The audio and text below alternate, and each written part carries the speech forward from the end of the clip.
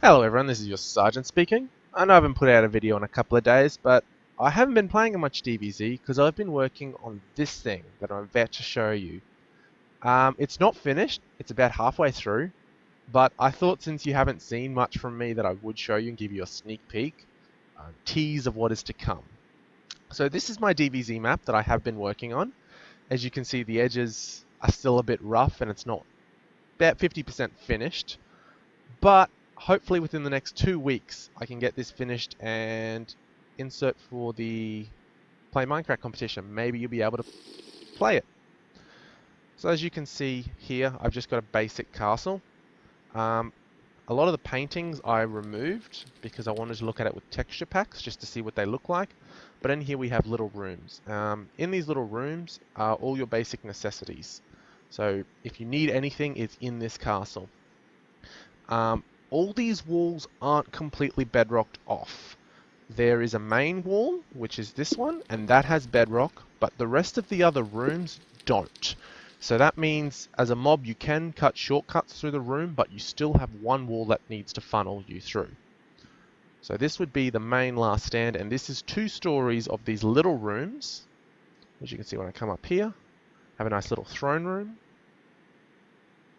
a little wizard area working on pots, a miniature cake shrine, and then up here, bottom, we have our final shrine overlooking what will eventually be all covered in water. So this is basically an island design.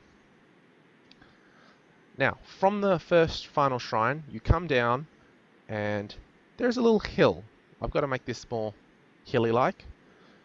But as a dwarf, you can repair this hill, and this can actually be really well protected with a few archers, as monsters have to come up the hill. And because there's no way around, because there's actually cliffs that's here, if you can hold creepers back, you can actually stop the monsters pretty flat along this hill. Because they can't go around, they can't dig under because it's a 1 layer of bedrock, and if there's no creepers getting through, they can't get through the wall, and you could kill farm here. So once the monsters come down from this, you'll see the little town. This is not completely finished yet. Over here we have a church, again, a little bit of pictures, and we have our graveyard. I'll be talking about this a little bit later. Actually, we'll come back, we'll talk about the church. So here you have the church, you've got a little seats, and down here we have a little wine thing. That's the best I could do with Minecraft. But if you break this cobblestone, you'll actually go down into the maze. And the way this maze works is it's a big tunnel of just bedrock. And you walk around and you get lost, but you can go from this church all the way into the final shrine, all the way into the castle up to the 2nd floor. So if you can learn the maze or know the gist of it, or just hug the left wall or right wall, you can actually bypass all the proc tunnels and everything and get to the final shrine. I'll time set day it as well. But yeah, it will be confusing. There will be some little secrets and buried treasures in there that I'm not going to spoil for you guys. But there will be a way to get from here, bypass defenses, and get to the final tunnel. So the 2nd shrine is a cake shrine. This is going to piss Rob off, and that's probably the point. This is an 11 by 11 cake shrine, and the dwarves must defend it because the shrine is inside of it. So, as you can see, the cake shrine is surrounded by an inner wall and an outer wall that's slightly damaged. In here will be buildings. I haven't decided what buildings yet, and outside will be farm buildings. So you can lose the outside wall here and then fight in the middle and then fall back to this inner kind of keep. So this is the 2nd shrine. Then we move up to the wall that protects that. As you can see, monsters have to go around through the water, which is risky, or go through it. Now this wall is special, and I'll talk about this a little bit later. But here we have a 1st shrine, and this is the Crafterville, or Crafter Town.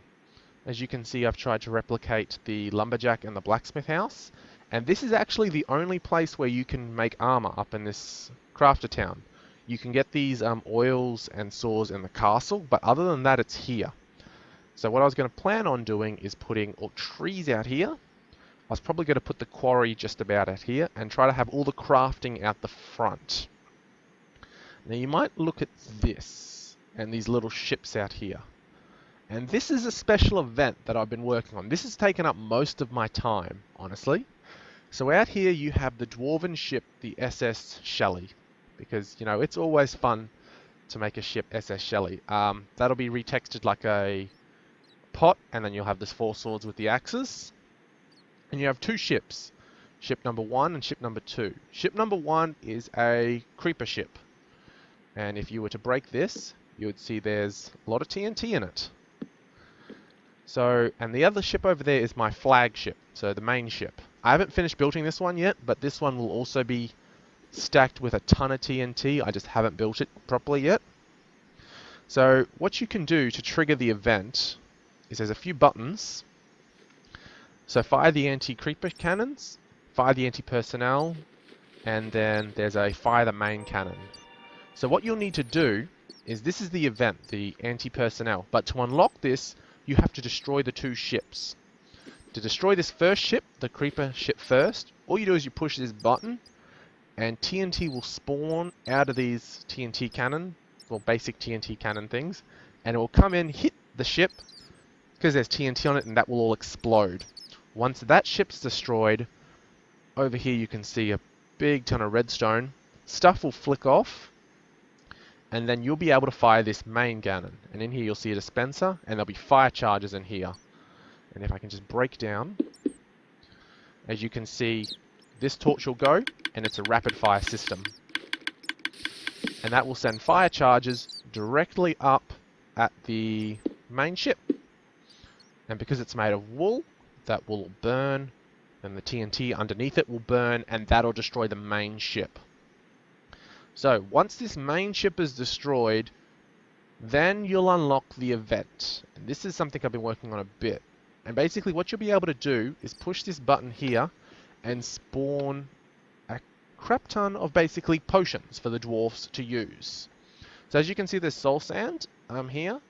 This is actually retextured to look like normal sand, so I was going to put some more sand along here. And is this the air one? No, it's a redstone block. So what would happen is, if you push this button, it would send a redstone block signal all the way over there, and I'm not sure if you saw it, but all those potions fell down to the ground.